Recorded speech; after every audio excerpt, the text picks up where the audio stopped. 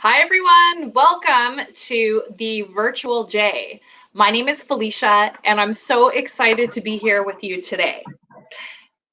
Before we get started on today's incredible feature speaker and person who I get to personally interview and ask some amazing questions to, let me just tell you what we have lined up for you for tomorrow, for Friday.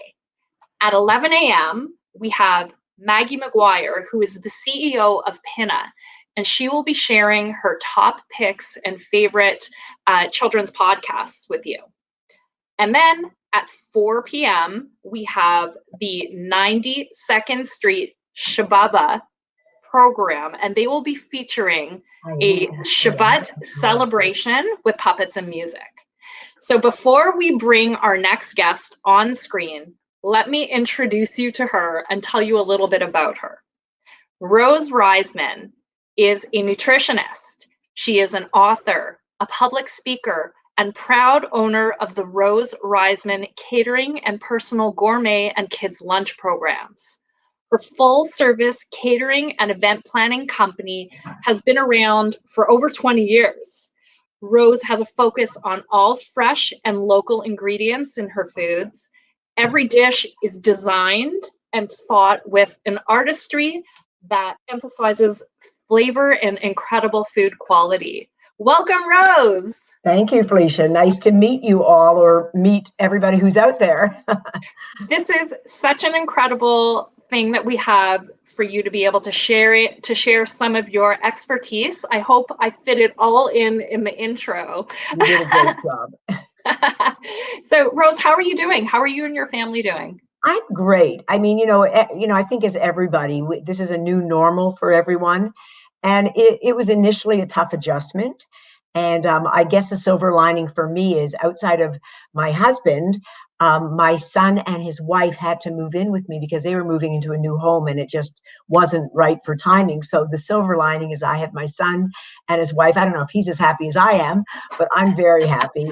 And my mother-in-law, who lives behind me, who's 92, a going concern, a rocking granny. She still works full-time. And she used to go to the casino 3 times a week. That's now canceled. But I'm actually lucky because I have a community in my home, but I do miss my kids and some normalcy to our lives. Oh, wow. Wow. So tell us like a little bit about what you're doing at home now that you weren't doing before. I'm online. I'm giving a lot of speeches talking about just how we eat. I mean, I like this segment because I think food is such a crucial issue for people at home. And into week, I think, are we 6 or 7? I can't even keep count anymore. I get emails by the dozens complaining about gaining weight, not getting enough exercise. I'm in the kitchen too much. I'm eating carbs because I'm stressed. So I get it. And I had to work that out myself for the first couple of weeks. And I think now I've got a lot of answers. And the key is keeping things going the way they were before in this challenging situation. Yeah, I hear you. Yeah. I think we're all facing very similar challenges. So one of the questions I want to ask you is, because staying at home is such a disrupted routine for most of us in our daily lives, what are some of the tips that you have that can help us create more of a healthy lifestyle while we are at home? Well, I mean, one thing that's good, it's interesting because I do all of these readings to show us that eating habits actually have improved over the last 7 weeks. Because initially we just, we fly by the seat of our pants often. We come home, we don't have anything for dinner, we order in a lot more. And now we're a little more concerned about ordering in. So we're almost being forced to say, I got to make something. I got to make dinner tonight. And when you're forced to make dinner, if you've got decent eating habits to start, you're going to make a healthier dinner than you would if you went out to a restaurant or ordering in. So that's a nice thing. So I think one of the key things is doing some meal planning. And I think beforehand, I'd kind of walk in the door also and just say, okay, what have I got? Well, right now, I don't want to be running to the grocery store every single day. So meal planning is going to, one, make it more efficient for you. You're going to save time. It's going to be healthier. You'll have leftovers, and you're going to have more efficiency to your cooking by doing some meal planning.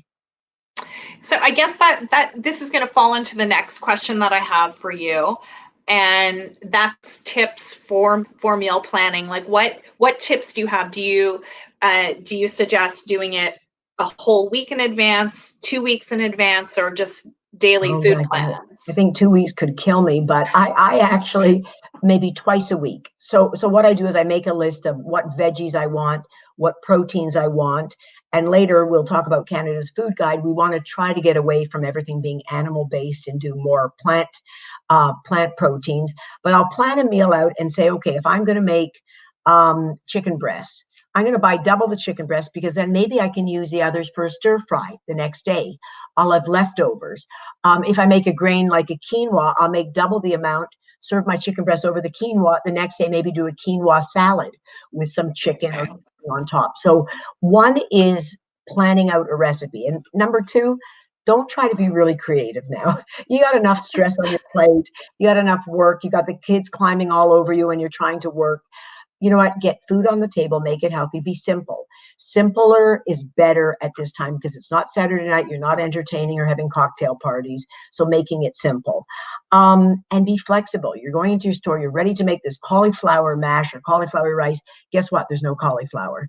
So you have to be a little more flexible now, going and say, okay, what else can I do if they're out of this? And that's happened to me quite a bit. Amazing. Amazing.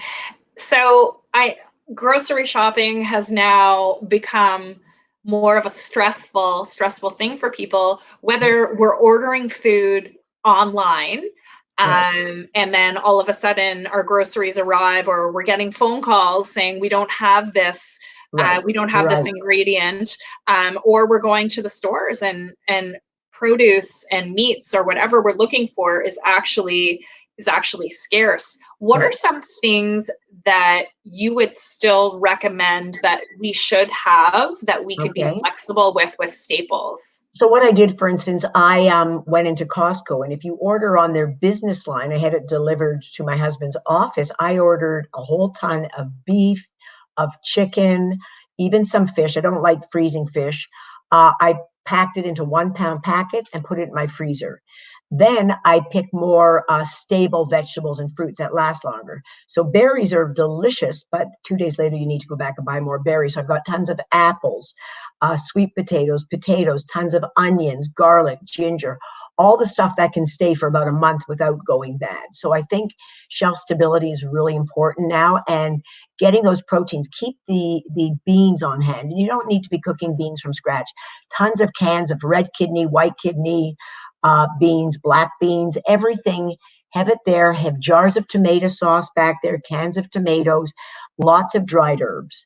And then you can virtually make up anything. And grains. Keep either a nice whole grain pasta, quinoa. Try some new grains like farro. That's great.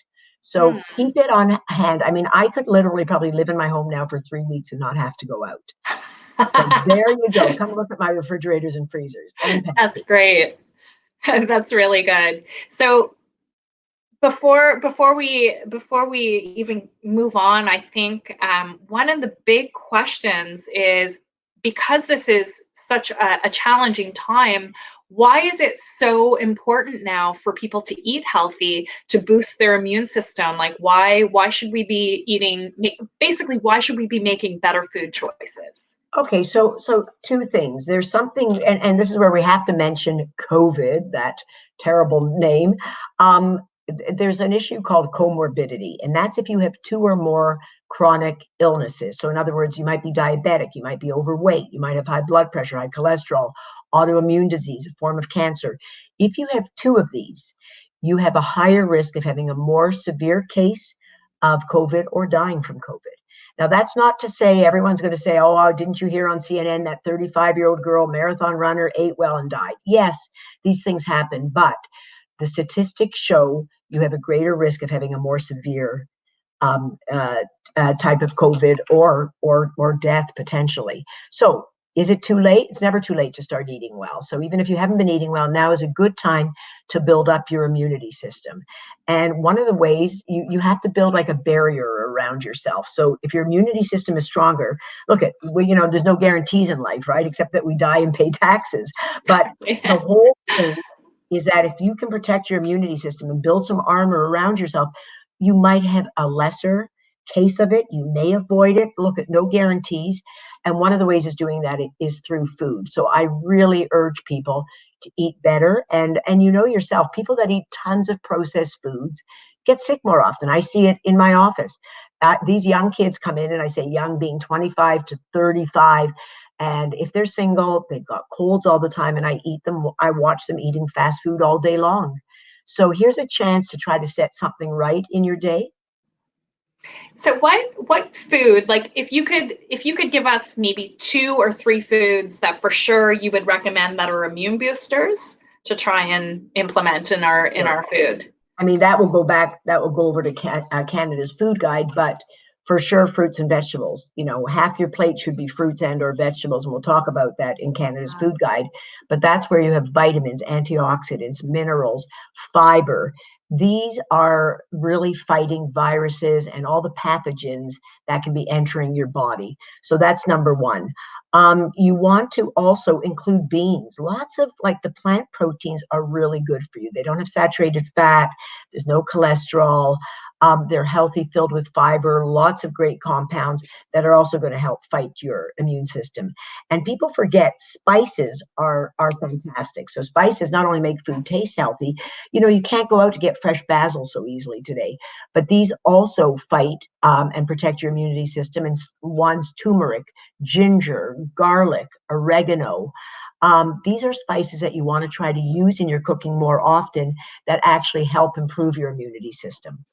Well, I know I'm going to take one of those tips for sure, and I'm going to start implementing more protein plant Right. based things Oh, in our yeah. foods. I really, you know, this morning when I gave a speech, I was shocked at how many people didn't even know that there was a new Canada's Food Guide put out a year ago.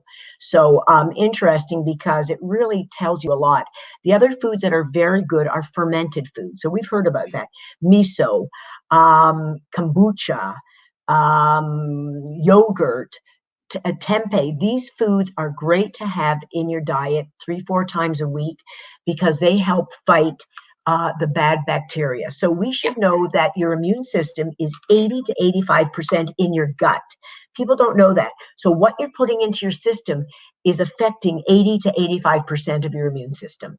So right then and there, if you're eating processed foods, that's killing that good bacteria. These foods, fermented foods, the spices, the fruits and vegetables are helping the good bacteria. Amazing, amazing. So I think also the one of the questions that people are now starting to think forward is once we're able to go back to our more normal, busy lifestyles, how on earth are we going to maintain healthy food choices and healthy meals in our lives? You know, that's like the $1 million question. You know, I can speak to people and give them lots of advice. And I always have people going home going, oh my God, I learned this, I'm going to do this. And they get on it. It's like getting on a diet. And they do it for a week and then you fall back into your habits. You have to really want to. One is just saying, I have a desire to eat better, be healthier. It's like exercise, right? January, the clubs are all filled. By the end of February, they're empty. You have to psychologically say, this is what I have to do. It's another part of your day. Some people say, Rose, eating well is another job. I said, it is.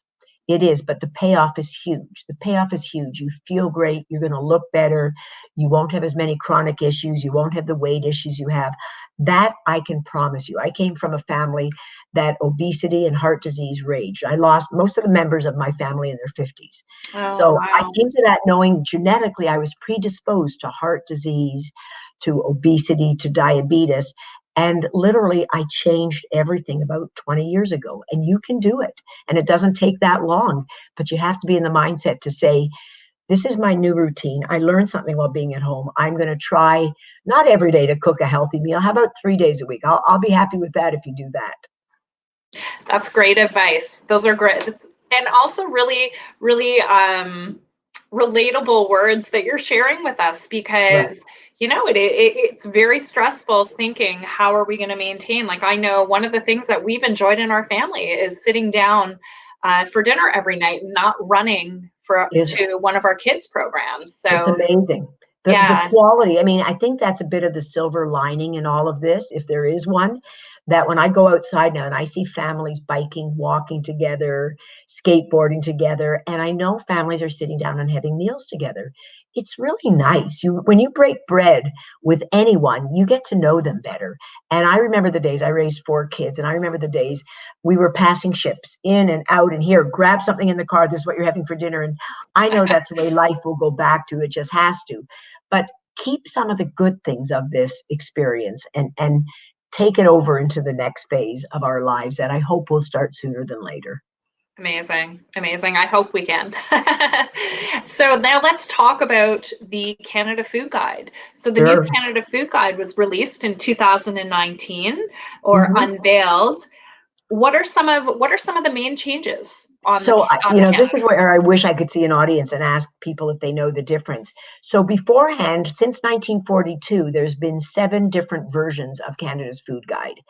And initially it was 4 food groups. So in the last one, it was, meat and alternatives, dairy was a food group, fruits and vegetables and grains. And they never really emphasized 100% whole grains. Now, whoa, what a turnaround. Half your plate. And I want you to, for a minute, shut your eyes and think about this. Half your plate's got to be fruits and or vegetables. A quarter of it is grains, whole grains, and the other quarter of it is going to be proteins consisting of animal or plant. So picture that plate. Half of it's fruit or vegetables, a quarter of it's grains, a quarter of it is your protein. Tonight, when you sit down to dinner, look at your plate and see Okay. what it is. And I can almost promise you that for the majority of people, there's usually a big 8-ounce piece of chicken or fish or beef. A little quarter of the plate will have some veggies, and then there'll be grains. And grains are great for you. But if you eat according to this new food guide, we are showing that people will lower the risk of so many chronic diseases. So it's not an easy plan for people that have been used to sitting down to that 12-ounce steak with a baked potato, sour cream, and bacon on it. But this is a way of looking at it. And the key is that these are the foods that are going to keep you energized, keep your blood sugar stable, and contain all the nutrients you need to keep chugging along your day without falling into fatigue. Amazing. Amazing. So does the new food guide recommend more of a vegetarian Yes, based? yes, I like to call a more plant-based diet. Okay. So, for instance, they're saying, beans, grains, those are all considered part of your proteins, and especially something like quinoa or camus or wild rice or buckwheat are 100% protein. People don't know that. My husband used to sit down and I'd have some quinoa there and he'd say, well, where's the meat? And I'd have, veggies and beans, everything thrown into it. I said, that's your protein. And everybody ate it. Did he say, I'm actually pretty full. Like you have to eat it. I wish I could invite everybody into my home for a week because I would show you how you would eat and be satisfied the same way. But there is absolutely room for animal protein. So for instance, I might take that grain, make a big grain dish and take the 12 ounces of chicken or fish or meat, dice it up, throw it over top. Guess what? I'm now garnishing my plate with the animal protein instead of being the main star. So it's now playing, a sub character back. It's a chorus member now, no longer the main star on the stage. I love that analogy. I love Yeah, it. Yeah, the meat has to take like the absolutely. Backseat. supporting actor job. Now, I hope this isn't broadcast to Alberta because they'd shoot me, but it is true that we can still absolutely enjoy meat. And once a week, you want to go out for that big steak at a steakhouse, do it, enjoy it. But on a daily basis, take a look at what you're eating. Can you substitute more vegetarian or plant-based proteins? Amazing. Amazing. So now here's a question that I think this is more of a personal question, and there's there's a lot of different answers out there, but really I would love your opinion. What about dairy? Where does dairy fit into all Oh, of this? good question. So, I mean, beforehand, we had all those milk mustaches, remember in the Mhm. magazines? And, the QT on all this all the boards, the egg board, the beef board, the dairy board, they all paid Canada's Food Guide, the government, to be represented. And we were convinced that these were the only foods to have. Well, we know that we are the only mammal now still drinking milk. Um, there, 65%, Felicia, of the world's population has an allergy to milk. That's huge. That's telling us something that maybe we shouldn't be having so much of it. I love a little bit of milk in my coffee in the morning, but now what we want to be doing is going to more plant milks. almond milk, oat milk, cashew milk, soy milk. Dairy is still there. I love to have some cheese. I'm careful about the amounts of cheese I have just because of the amount of calories and saturated fat. But I love a little bit of cottage cheese. I think that's all fine in moderation. But you don't need to be downing 4 glasses of milk a day. Yeah. I love it. So this is my next question, and I think we've been talking about this the whole time, is mindful eating. What is Yeah. it? So mindful eating is exactly that. I mean, I know at times when I'm stressed or feeling low or, just not feeling good, like at the beginning of this whole situation of COVID, I would go into the kitchen and mindlessly eat. What does that mean? You're not really caring what you're putting in your mouth, but it's giving you comfort. It's releasing what's called that hormone called cortisol, which is making you crave more and more comfort, plain, refined foods. So when you start mindfully thinking, you're thinking about what you're putting in your mouth. And you're not eating mindlessly in front of the TV or iPad or the computer. You're going to make eating intentional. So sometimes for me, I laugh because I have a bowl at my computer now, and I shouldn't, even though it's a healthy bowl. I have some chili and quinoa. You should be sitting down and saying, okay, I'm going to have breakfast or a snack now. And you should be sitting down and taking the 5 minutes, whatever it is, to look at your plate, get that picture in your mind that I told you about, and just see, are you careful? Are you thinking about what you're putting in your mouth? Are you really hungry? Or is it boredom? I mean, this is mindful thinking. And also saying, do I really need to eat these processed foods now? And you might say, you know what, I haven't eaten junk in 3, 4 days. I'm allowed. Absolutely go and do it. But you'll notice that when you're eating more consciously, you're more stable, your mood's better, your energy's better, and your thinking is better. I love it. I love it. I love it. I could see we have a question from someone Sure. from Facebook. This is a great question because we've been speaking so much about plant-based foods. Our question is from Jennifer. If you have a plant-based diet, do you recommend vitamin supplements?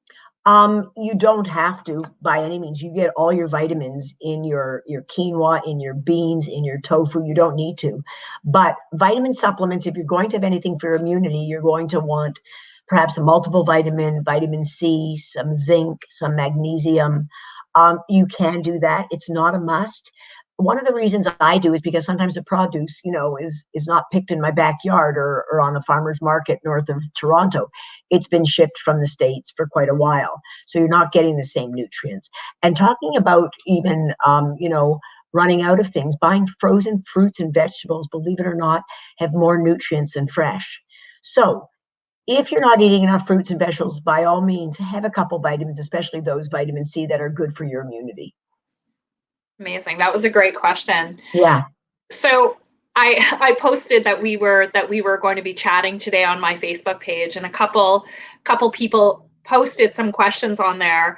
great. I hope it's okay if I ask you some questions Absolutely. about your own kitchen. One Sure. of the questions was, what is the number one cooking basic you are never without in your own kitchen? My cooking basic, like a tool, Yeah, I love my food processor. amazing. I can make desserts in my food processor. I can chop onions. You have to have the right technique, but it's something that I absolutely love and probably use every day. And I've just gotten also into the new pressure cooker. Mm. Wow. I make some back ribs, some the short ribs, the beef short ribs that are to die for in about 40 minutes instead of 4 hours. So I think those two things are really nice to have. Oh, for sure. Those are great tools. Yeah. Yeah. And then what's your favorite cook? What is your favorite thing to make, like, consistently in your household? Oh boy, there's so many things I really like. I'm now in my new book coming out that's on the new food guide. I've got these great peanut butter. You used to get them at Freshly peanut butter energy balls. They've got some chocolate chips in them, some fresh, some pure peanut butter, some coconut, and some quick oats. They're great Oh, for an yeah. energy poppy. They're delicious. But for main meals, I love to have a salmon cooked perfectly, which means slightly undercooked.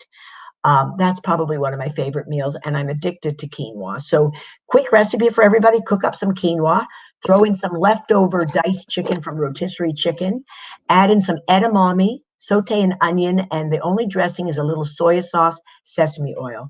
to die for. It's a complete meal or a side dish. Amazing. Rose, thank you so much for sharing some amazing information, some fabulous ideas, and we really look forward to seeing your new cookbook coming out, which will be available soon. We will for sure keep us posted on that. And I want to thank you so much for being here today and sharing your time with us. Thank you. Everybody out there, stay well. Hopefully we'll all meet on the street very soon. Absolutely. Thanks, Rose. Take Thank care. you so Bye-bye. much.